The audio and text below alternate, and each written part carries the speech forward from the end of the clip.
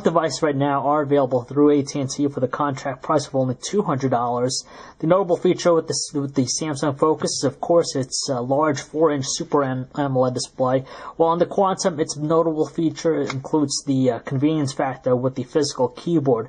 So if you're in the market right now and you're looking at AT&T's lineup, these are two devices that you want to keep an eye out. So we're just going to compare them and see what they have to offer against one another. Visually, the design of each handset couldn't have been any more different from one another.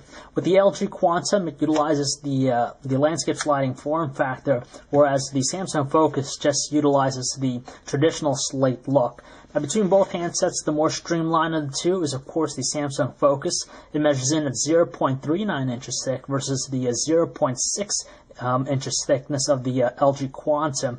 Also, weight, you do feel it more with the Quantum, so when you hold it, it does feel more noticeable than the Focus. But we do like the choice of materials that the Quantum employs. It has that metallic back cover, which gives it a good sense of durability, and it's also complemented with the soft touch coating material all around the handset to give it that nice clean look all the time. When you compare that to the Focus, it's completely made out of plastic, glossy plastic. In fact, it does tend to smudge and also has a tendency to also scratch. Once again, there's no denying the fact that the Samsung Focus utilizes the better screen technology. Now, it has the 4-inch Super AMOLED display versus the 3.5-inch LCD panel in the Quantum. Both utilize the same resolution of 480 by 800 pixels, so that's WVGA resolution. And to tell you the truth, you're not going to notice any problem as far as reading out even the tiniest of text. It's more than legible, as you can tell. And on top of that, it's very responsive to touch. Not going to have any problems. But the difference is the color production with the Samsung Focus and the Super AMOLED display. It just looks like it has better looking colors, a little bit richer, deeper tones than what's offered on the Quantum. It does make the Quantum look a little bit more washed out than anything. On top of that, the viewing angles are a lot better with the Samsung Focus. Even in direct sunlight, we didn't have too much of an issue, where the LG Quantum, we have shielded away from the sun. Directly beneath the touch screens are the touch-sensitive buttons. With the Samsung Focus, it utilizes 3. Luckily, we didn't have any problems as far as accidentally pressing them.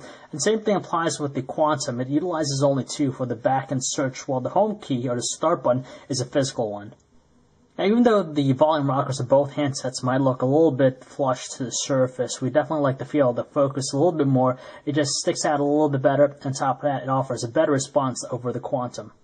And once again, the same thing applies with the dedicated shutter case with both handsets. You have a little bit more distinguishable one with the Focus versus the Quantum, and offers also a better responsive feel when you press down on it.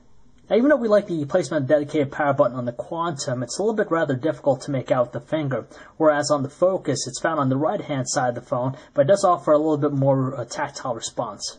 Furthermore, we find the placement of 3.5mm headset jacks on the top of both handsets, which is fitting, but the micro USB ports behind this latch on the Samsung Focus, it just feels a little bit more awkwardly placed on the top of the handset, while on the Quantum, it's found on the left-hand side beneath the plastic flap. Naturally, the advantage that the LG Quantum has is, of course, its physical keyboard, and like we said in our video review of it, we like the size and overall usability of the keyboard. We don't like the placement of the shift and function keys on the left-hand side there. To better illustrate the prowess of the Super AMOLED panel on the Samsung Focus, we're going to show you a couple of samples here on both devices. On the left-hand side, we have the Focus, and on the right, we have the Quantum. Now, as you can tell here a little bit, the colors are pretty nice looking on both handsets, but with the Focus, it's a little bit more vibrant and lush.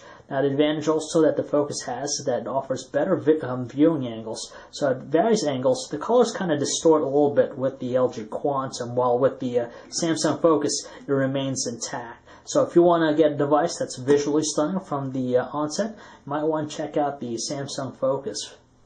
Now, both smartphones are going to offer a nearly identical Windows Phone 7 experience. They're both powered by 1 GHz processors, so navigating about the home screen is pretty swift and fluid. Same thing applies with the listing here. It's a very responsive platform in the whole, and that's the consistent theme that we find with both handsets. Now, the home screen layout is similar just because you have the home tiles, live tiles that's displaying a bunch of different content from pictures to status updates, a bunch of different stuff. There's a little bit of personalization, such as the color theme, and you can also modify or change the placement of the tiles Now, the only quirk that we did find with the LG Quantum is the fact that most applications are not optimized for landscape use when you open up the keyboard. But for example, the messaging one does rotate properly. But aside from that, honestly, the Windows Phone 7 experience on both handsets is pretty phenomenal. Even though the LG Quantum has the convenience of its physical keyboard, the spacious nature of the Samsung Focus just offers a really good experience, especially when typing up messages. We have the on-screen portrait one here. Naturally, it's very responsive and offers predictive text too. And on top of that, when you tell it to landscape, they're going to offer a lot more room, especially with the Focus. So even without a keyboard, it's still more than usable than anything else. Aside from the core apps that are packaged together with the platform, such as the calculator, the calendar, and even stuff like the Microsoft Office, there are some specific ones with both handsets. With the Focus, it comes with the Now application, or the Now Hub, or the Samsung Hub, which essentially gives you pertinent information from weather, the news, and even stocks directly within it. While the LG Quantum, it has the application Play To right out of the box.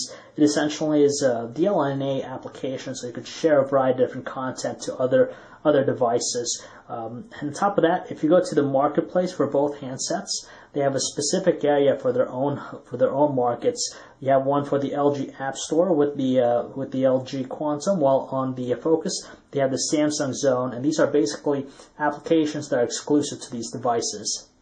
Screen size is actually the only difference between the web browsing experience on both handsets. With the Focus, you just get a little bit more real estate, so you get to see a little bit more, but it doesn't change the fact that the performance is equal to one another. As you can tell, scrolling is very smooth and fluid. You can double tap to a specific area to zoom in. You can even continue to zoom in with multi-touch gesture support, and overall, the web browsing experience is pretty good on both devices. The Zoom experience is in full effect with both handsets. It does offer a high level of presentation when you're playing a song. As you tell, the background is the picture of the artist that you're playing. Just choosing your songs. You could also look up specific bios about the artist that you're playing, and breaks it down to albums and songs, so you'll know easily what you're playing. As far as audio quality with the speakers, the Samsung Focus does a better job, just because the LG Quantum has a tendency to crackle or sound a little bit distorted, especially at the loudest volume setting. High definition video playback is not going to be any problem with either handsets. We have one here encoded in DivX 1280 by 720 resolution. As you can tell, it's running very smooth, no evidence of any lag or any slowdown. But the larger screen of the Samsung Focus is just a little bit more conducive in this category. Both handsets boast 5-megapixel autofocus camera, but as far as overall quality, we have to give it to the Samsung Focus just a little bit, just because it manages to edge out the Quantum. At the top are samples from the Quantum, at the bottom the Focus. In this image here, which is going to show you the color production between both handsets. With the Focus, it does a little bit better job as far as producing vibrant, more rich-looking colors. You can tell from the other colors here of the cars. So if you want something that's going to have nice-looking colors, you definitely want to stick with the Focus. The details are there in both handsets. They do offer a good amount of production and detail when you're taking a shot, so you're not going to notice too much of a difference. Some other shots here, just going to show you again, color production with the red. Again, another one for color production, a scenery shot. As far as indoor quality, we also have to hand it to the Samsung Focus, especially with its LED flash. It's able to better illuminate the shots, where the Quantum does a poor job, in fact. As far as video recording goes, they both offer pretty much the same results. So top again, the one with the Quantum, the bottom here with the Focus. Now the Focus shoots it at 23 frames per second, while the Quantum does it at 23 frames per second. Where overall, it's pretty decent on both handsets. Not the greatest, but the more than acceptable. With the Quantum, the only thing that we have to deal with is its sensitivity to changing the white balance, especially when you go through various lighting conditions. It's just a little bit more adverse versus the Focus. When you do it in low lighting conditions, they don't produce the best shots, but still, it should be more than tolerable for anyone out there. Calling quality seems to be a little bit more bearable with the Samsung Focus versus the LG Quantum. With the Focus, its earpiece is able to produce some strong tones to make it very audible, but there is a little bit of hissiness towards voices at the end of sentences. And our callers did say our voice did sound a little bit mute on their end with the Focus, where on the Quantum, it does produce a little bit of a static noise through the earpiece on our end, and it does kind of muddy down the conversation, but luckily our callers didn't have any problems on their end of the line. When we switch to using the speakerphones on both handsets, the Quantum does have a tendency to crackle and does distort voices, making it a little bit more muffled than anything else. While on the Focus, it's a little bit more acceptable. Granted, though, it does kind of sound strained a little bit, but still more than distinguishable in making out conversations. Yet another thing that we like about the Samsung Focus is that it offers better battery life versus the Quantum, especially for normal to heavy users. You'll definitely appreciate its level of output versus the Quantum. Quantum's more normal than anything else. Light users should be able to get one-day's use, but heavy users and normal users will have to constantly charge it all around. Thanks to its Super AMOLED display, it does contribute to lower power consumption, and overall, you'll be surprised with the level of battery life you're going to get out of the Focus. So if you happen to have $200 to shell out and you're looking for a Windows Phone 7 device, I'd probably recommend the Samsung Focus over the LG Quantum. Naturally, the biggest draw is, of course, its gorgeous 4-inch Super AMOLED display. It does provide that wow factor, especially when you use it for the very first time.